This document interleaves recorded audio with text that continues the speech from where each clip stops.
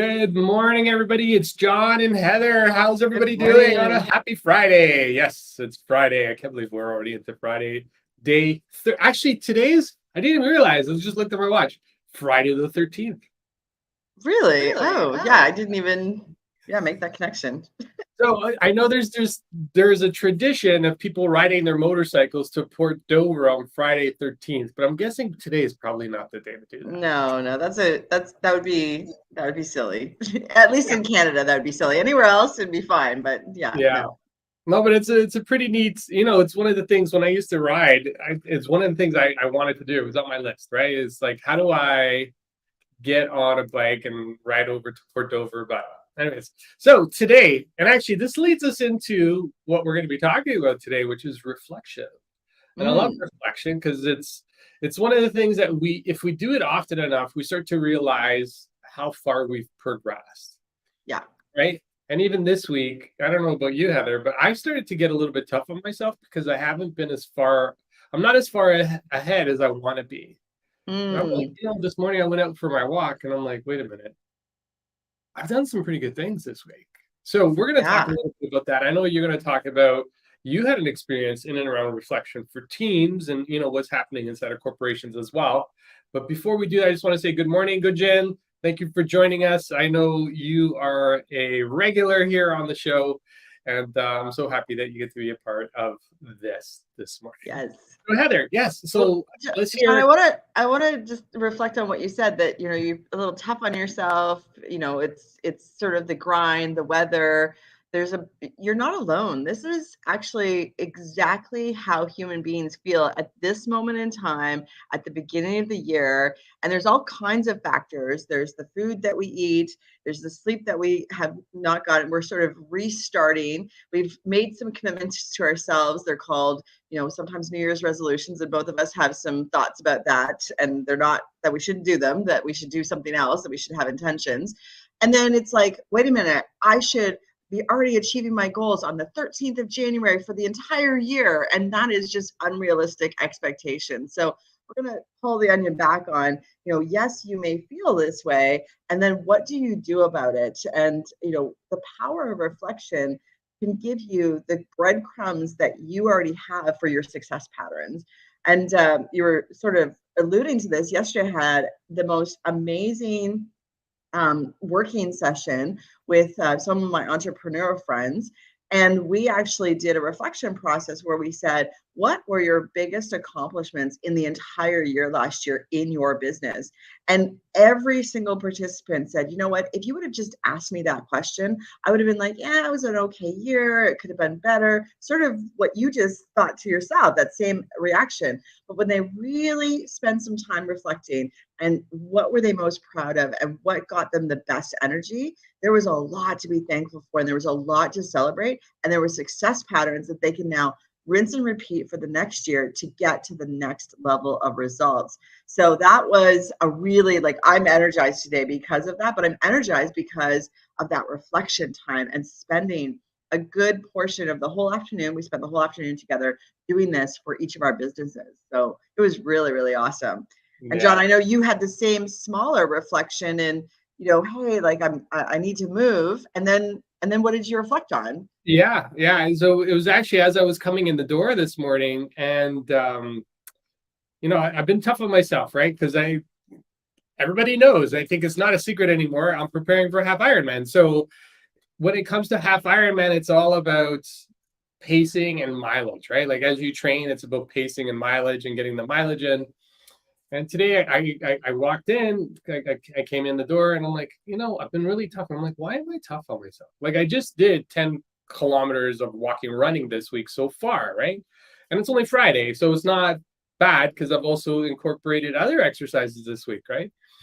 And we just get into, when I think about it from this perspective, it's just old patterns that we fall into, right? And here Mm-hmm. we are, mid-January, and like I can sense the tension in people's voices when we say, it's already the middle of January. Oh my gosh, I haven't really accomplished anything. And I got so much to do this year. Like in every conversation I've been having with people, it's been the same thing. Like you start to hear it's a pattern. Like, and what ends up happening too is we ourselves, from what we know from neurolinguistic programming, is we fall back into these patterns, Oh right? yeah, And this is, quickly.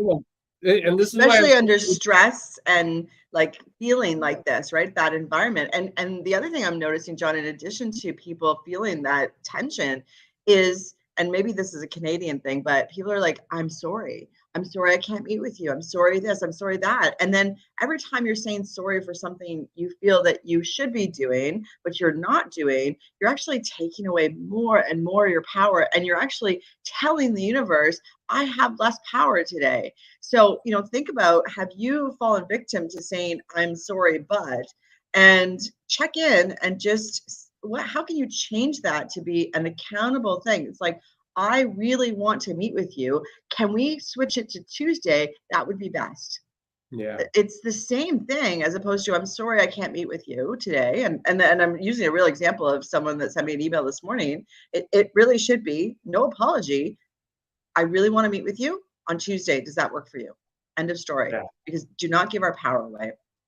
John, you ask a really good reflection question and you actually chunk it down. I hear you ask this to people all the time. And I love their body reaction when you ask this question, because it's like, it's not jarring, it's exciting to me. But say the question, and I, before you say it, as everyone is listening, what would you answer to John if he asked this question? And who can you ask this question to later on today? So what's your question, John?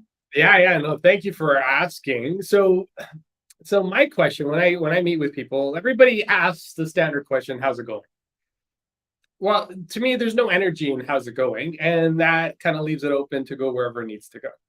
And given where we are at this time of year, it's like people are like, what I ask is, what's the best part of your week so far? Ooh. Let me say that again, because people get stuck on when I say this and they're like, what do you mean? What is the best part of your week so far? Right? And what that ends up helping us do is ends up reflecting on what was good, right? Because we are getting really tough on ourselves. I think there's something I read a while ago.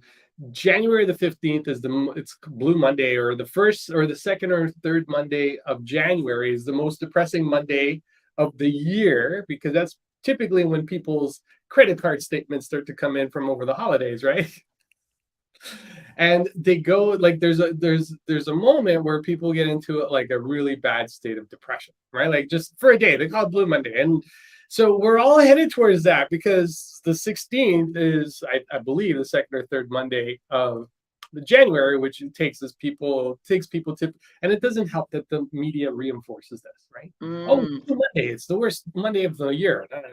Yeah, So it's crazy. But break that question down even further. There's a little bit more process in that, and it's a really great question, but it's a really great question. Why? Because you're not only embedding to ask them to reflect on what's good, and there's, in most cases, unless there's a clinical depression or some other, we need to make sure that we're getting the right help. Most people can find something that's good, and then the other part, the so far, you're putting a timeline on it. You're also embedding a future command of what's possible for the rest of the week. So you're saying to the person, hey, we're not finished yet. Something good's already happened and something else good is about to happen. And the brain, it's a wonderful thing. It goes, really? I'm going to go look for that. And now your brain is activated to go look for what else is. So it's looking in the past, but it's also going to look in the future. And this is so powerful. So guys, write this question down. What is the best part of your week so far? And use it as its entirety. Don't just say what's the best part of your week. What's the best part of your week so far? And this seems so simple of a question, but try it on today. Send us a note how it worked out, what kind of feedback you got. But John, I gotta throw your question back at you. What's the best part of your week so far? Well, the best part of my week so far is sharing the question with all of you on the call, because I can only imagine what that's going to look like when you go into your work environment today and you ask the question to your colleagues, right? So what is the best part of your week so far? Outside of sharing the question with all of you, the best part of my week so far has been the work that I've been able to put in for my training for my Ironman. I'm really happy about that.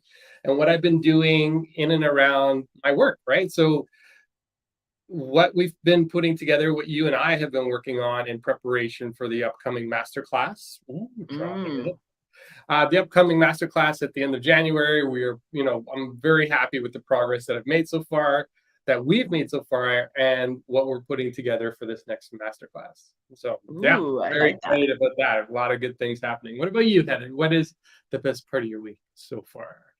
You know what? Yesterday, we worked really hard. We had a whole afternoon of planning, and we were planning. I was helping facilitate, but I was also working on my own business and making sure that I've got all my ducks in a row for that. And we were exhausted. We were just so worked, like our brains worked hard. And then what we did is we went and played together. And fun and play is so important. We did this thing that I've never done before, and maybe people have heard about this, maybe they haven't, but we played a game called Lob, Lob, Lob. Okay. Say You're more. what you're Say like, more. what is Lob? Yeah, So what is it's that? bocce ball and mini golf built together. So you're throwing bocce balls on a mini golf course. It was so much fun and it was so ridiculous. And no one's an expert at either of those things, and no one's played it before. So it was a really even playing field. And competitive nature, especially for entrepreneurs, it just activates like immediately. So it's a great thing to do with your team. But the key to this was we actually got our bodies involved. We were Mm, swinging our arms, we were, laughing, playing, giggling, making up new rules to the game.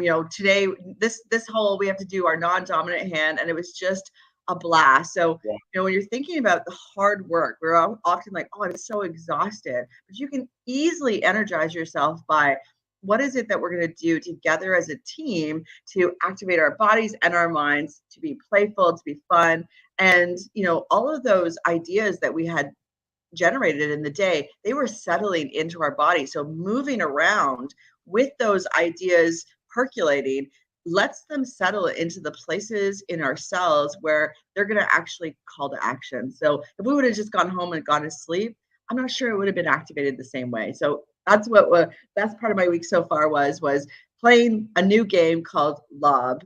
I'm gonna have to go look for that when I get back. I'm intrigued. Like I live in an area where there's lots of bocce ball pits. I don't know what you call them, the pits, Yep. arenas, like lanes, whatever you call them. So there's bocce ball things in and around my house and pretty much all the parks that are here. So it'd be interesting to do bocce ball, with Mini mini golf. golf. Like I could see, and then you kind of mix it up with your non-dominant hand. Like, oh my gosh, like Yeah. I know, maybe we get a mastermind group in Toronto, John, and we pull everyone and we can all go play Lob together. So raise your hand if you're in for playing games with us. Like that's oh always a man. possibility. It sounds like fun, and even with like just bringing your team together to do something like that, I can only imagine like it's going to create. And I'm sure yesterday you guys have memories, like you've created memories for what the rest of 2023 is going to look like. It starts to set the tone, right? And we talked about intention a lot for 2023. One of my intention word yesterday, my big word was bold, and today I believe it's going to be fun. So I outside of my Mm, big intention word, which is in and around abundance, I try to practice the exercise of getting those daily words into. So I love from it.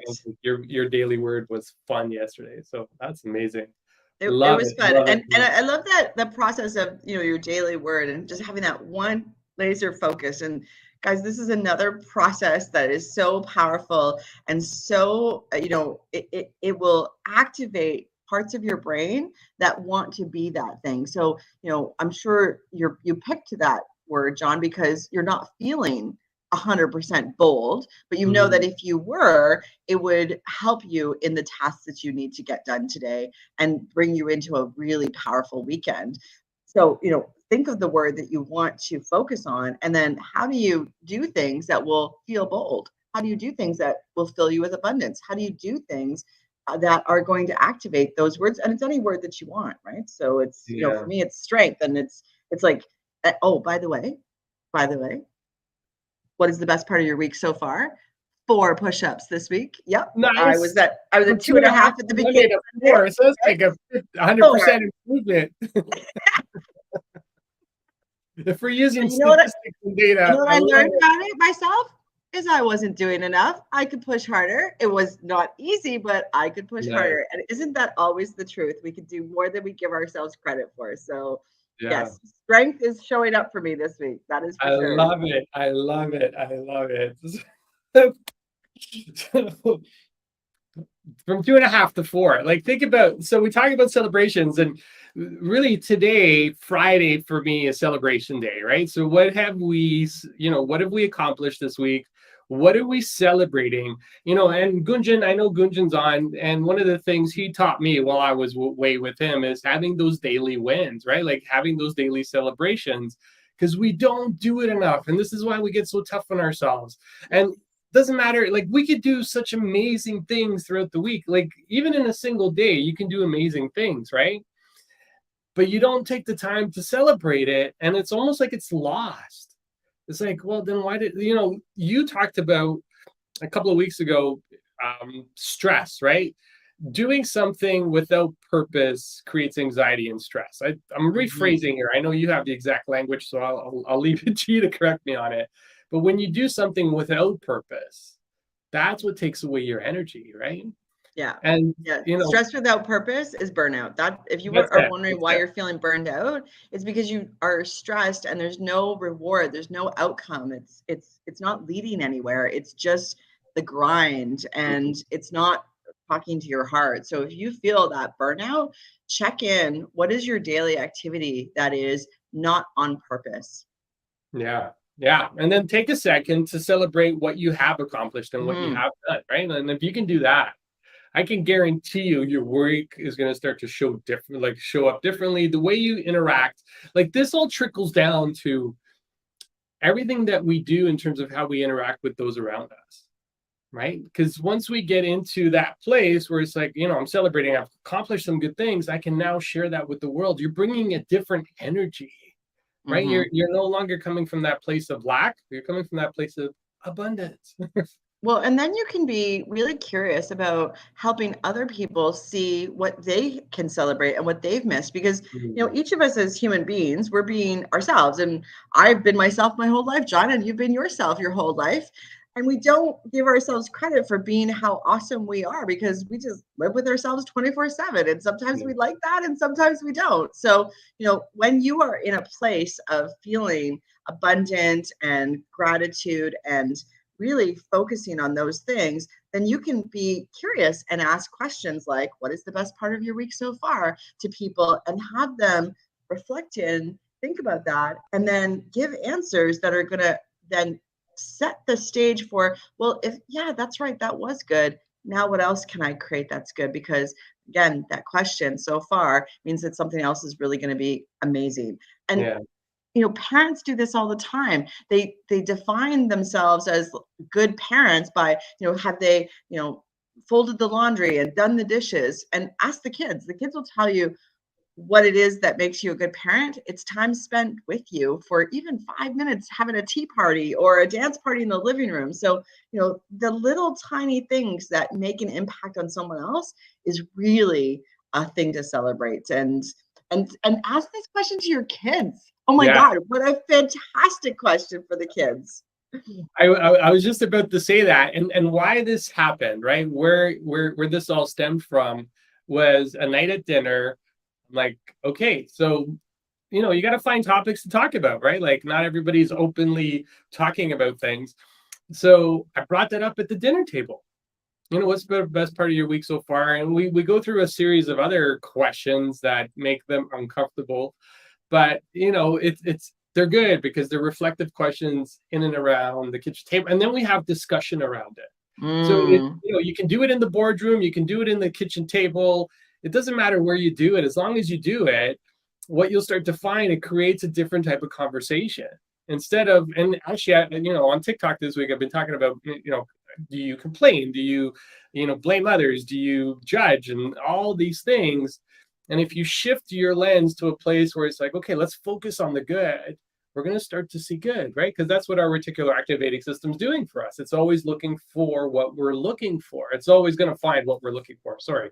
Yeah. So what I'm going to invite you to do is just shift the question so you can shift the focus to something positive.